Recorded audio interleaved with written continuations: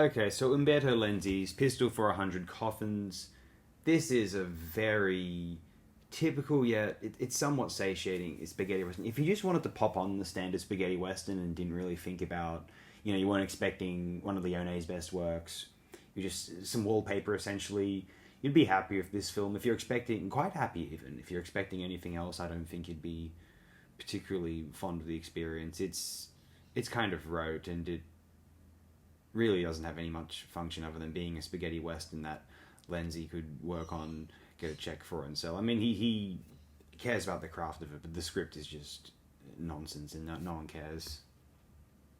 Maybe they ought not. Maybe no one ought to care about how done the script is. Really, I must say, spaghetti westerns have a kind of hip and cool reputation. Like might not be uncommon to see someone watches the Sergio Leone films and they think, oh, spaghetti westerns, they're cooler than the American westerns. Rio Bravo's lame, and Searchers is problematic, and High Noon's boring. It's like, well, firstly, you'll get to a stage where you don't think High Noon's boring. That's just puerile. The Searchers is problematic. I still think it's a very impressive film in many ways. And then I actually agree about the Rio Bravo thing. I don't like Howard Hawks that much. Poor gasoline, I'll burn easier if you're so inclined.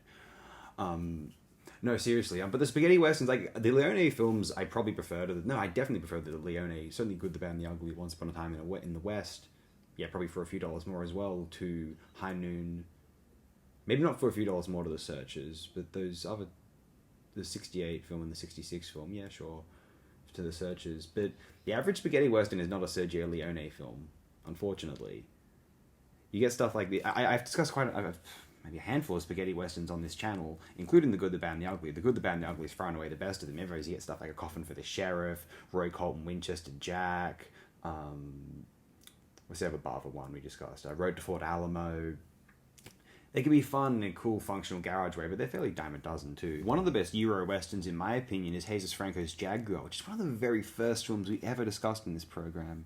Early 21. Fun stuff.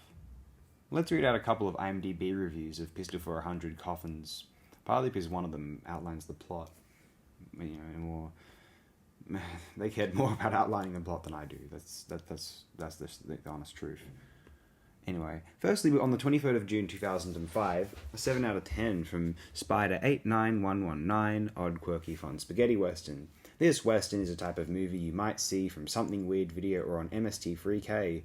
That's not meant to be a put down. If it was, I'd be putting down 2/3 of my movie collection. I really enjoyed this film. The movie is directed by Umberto Lenzi, who is better known for his Euro horror movies. The horror influence is clearly evident here when an escaped band of drooling lunatics runs around grunting and killing everyone inside. It's a real hoot to see spaghetti western regular Eduardo Fajardo playing the part of a giggling homicidal idiot. This alone makes it worthwhile to seek out this film. Yeah, you know what, that is worth appreciating, I agree. John Ireland is great as the gunslinging preacher, and Piero Lulli makes a great villain as usual. The acting from the rest of the cast is not exactly top-notch, but that just adds to the flavour of this film. John Ireland certainly has a great face for one of these films. It's quite funny in parts, perhaps unintentionally, but one can never be sure. There are also some really funny lines in the movie, which I will not spoil by mentioning here. The way everyone overreacts to the fact that the hero likes to drink water is especially hilarious. Oh, right at the start of the film, there's a moment where he gets some gin or whatever poured in his face. It's like, oh, a real man drinks. You don't drink. Ah! And it's really memeable. It's like I could put it at the start of this video and like you could make everyone laugh and clap, but like I don't want to like pander and be like. I just had the feeling that so many people would think that's funny. I was just like, I'm not going to do it now. I'm demented, I know. I would recommend this film to anyone who enjoys both spaghetti westerns and strange, funny cult movies. There we go. But for me, I have a 5 out of 10 for Hero Without Regards, Unbroken Metal, the 14th of July, 2008. It was a kind of fun year, I think. Jim Slade is sentenced to forced labour since he refused to kill somebody in war due to his religious conscience. Yeah, he's a Jehovah's Witness.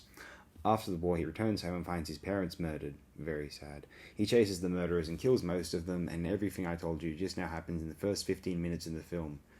Josie Wales was like that a little bit later, actually, now that I think of it. After this rushed beginning, the real story unfolds. Bandits are trying to rob a bank, but there is no money in that bank because a transport of $200,000 did not arrive yet.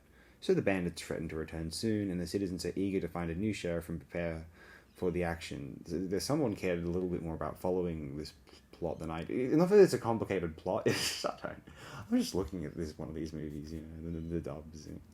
It's like the dub of this film is such a dub that I don't know care about like what they're saying.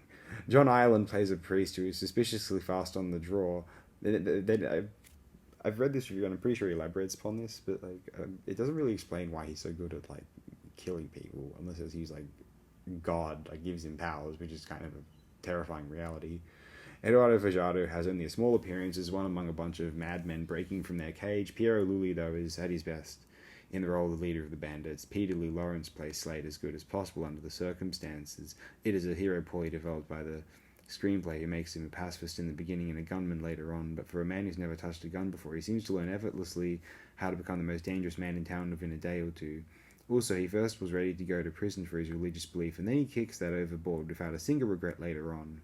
It would have been possible to make Slade a character torn between duty and desire, but instead the makers of the movie simply settled for a fast gun. Thus, Una Pistola per Cento Bear became just one average movie among many. There we go. And this is another average video among many. Thanks again, my friends.